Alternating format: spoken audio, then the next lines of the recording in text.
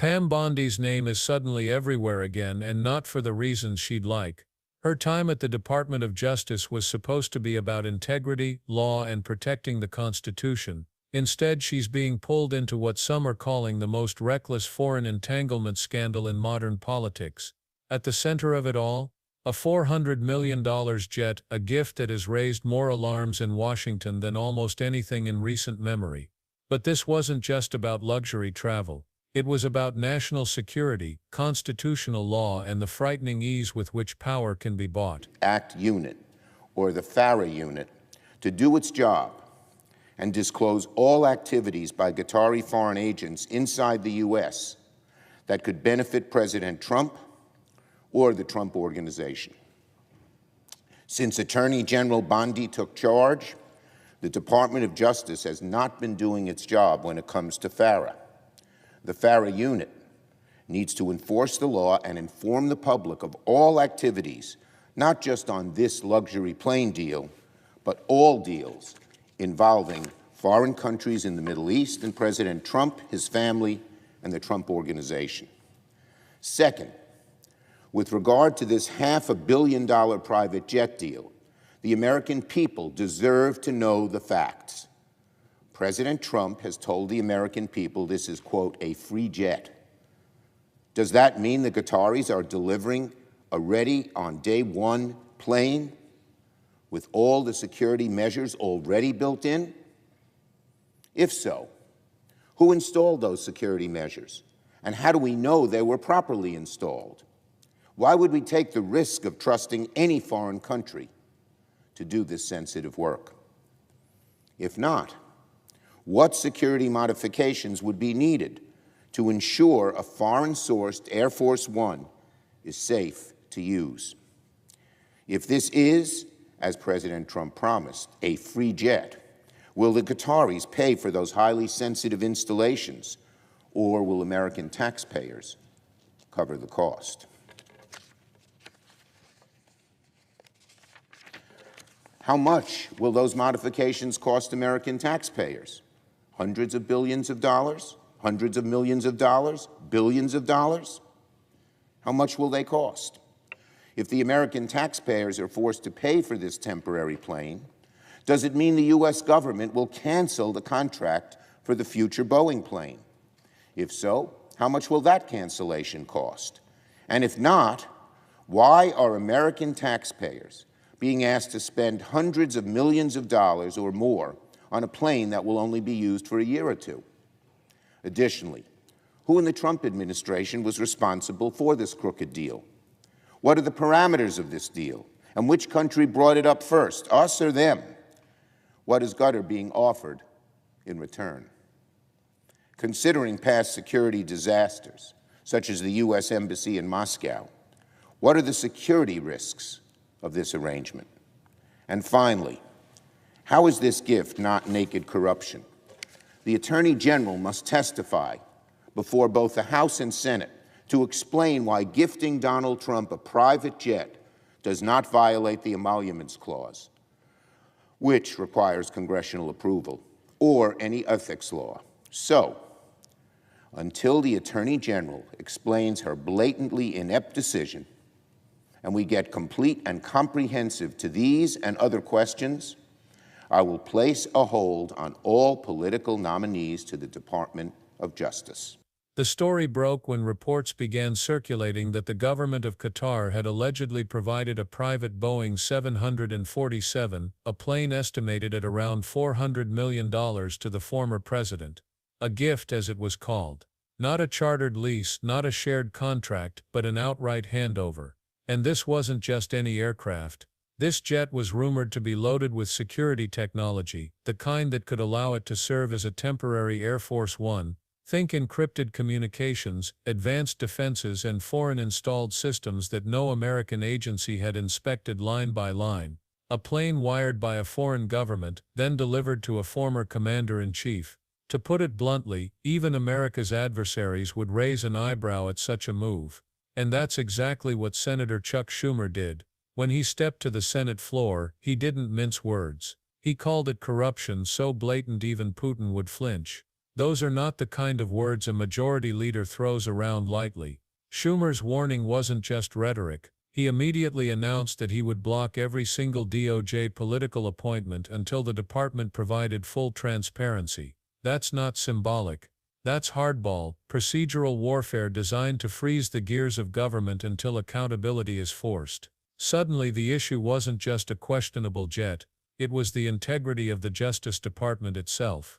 That brings us back to Pam Bondi. Reports suggest that she was the one who signed off on the deal.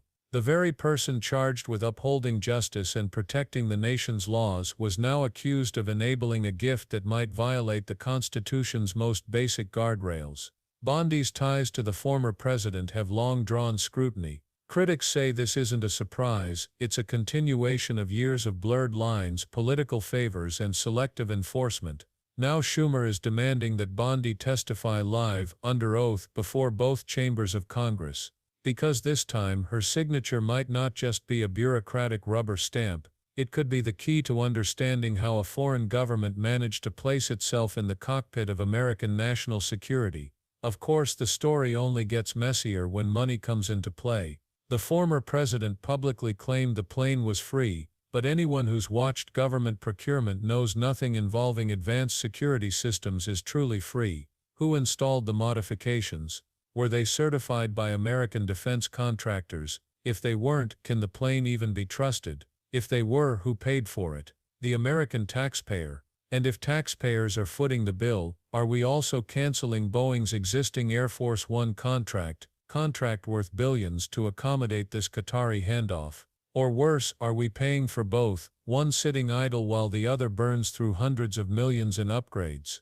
Questions like these expose the hidden costs behind the supposed gift, costs that could dwarf the sticker price of the plane itself. But beyond money lies the issue that has intelligence officials sleepless at night: security. Imagine stepping aboard a plane where the most classified conversations in the nation take place, then realizing those communication systems were installed in Doha, not Washington. Every circuit, every line of code, every antenna could be a backdoor. The U.S. already lived through one catastrophic example when its Moscow embassy was compromised decades ago. Back then, hidden devices in the walls gave foreign intelligence unprecedented access. Now picture that, but airborne. A jet wired as a listening device, carrying America's top leaders. This isn't just paranoia, it's a nightmare scenario that national security veterans say cannot be brushed aside. And if the security threat wasn't enough, the constitutional implications push the scandal into uncharted territory. The Emoluments Clause, a cornerstone of the Constitution, explicitly bars American leaders from accepting gifts from foreign governments without congressional approval. No exceptions for planes, no loopholes for post-presidency perks. Unless Congress secretly approved this deal behind closed doors, and all indications are that it did not, the jet represents a direct violation. It's exactly the kind of foreign entanglement the founders feared when they drafted the clause. Accepting such a gift is more than a lapse in judgment. It could be unconstitutional, maybe even unlawful. And yet this jet is only one piece of a larger puzzle. For years, critics have argued that the former president blurred the line between personal gain and public duty.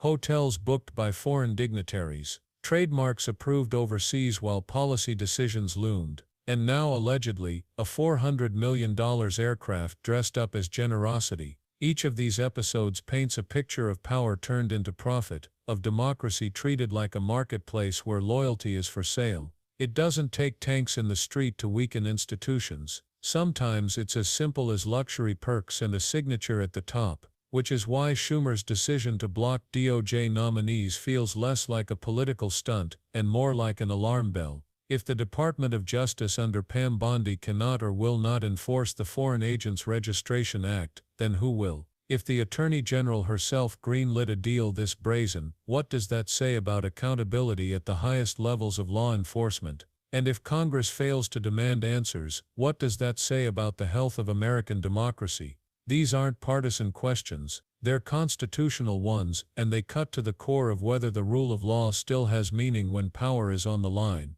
So here's where it leaves us. This isn't just about a jet, it isn't just about one attorney general or one former president. It's about whether the safeguards that were designed to keep foreign powers at bay still function. If a $400 million aircraft can be dropped into a former president's lap with little more than a wink and a nod, then what else is already happening out of view? What other deals, gifts or entanglements are slipping past while the public is distracted? The truth is that democracies rarely collapse overnight. They erode quietly, through complacency, through favors, through gifts too large to refuse. If this scandal is what it appears to be, it's not simply corruption, it's a constitutional emergency, and the response from Congress, the DOJ, and from all of us watching will determine whether accountability still exists in the highest halls of power. So the next time you hear someone describe this as just politics, remember what's at stake. This isn't about partisanship, it's about sovereignty, it's about whether foreign billionaires can buy influence at the expense of national security. And it's about whether the officials charged with protecting the law are willing to look the other way. If a single jet can spark this many questions, imagine what we don't yet know. Imagine what's still hidden. That's why this moment matters. Because once we normalize gifts like this, once we allow a $400 million plane to pass without scrutiny, then we've already sold off the very principles that hold a democracy together. Stay informed, stay vocal, and don't let this story be buried. Because history has shown us one lesson time and time again: silence is the ally of corruption. And right now silence is not an option.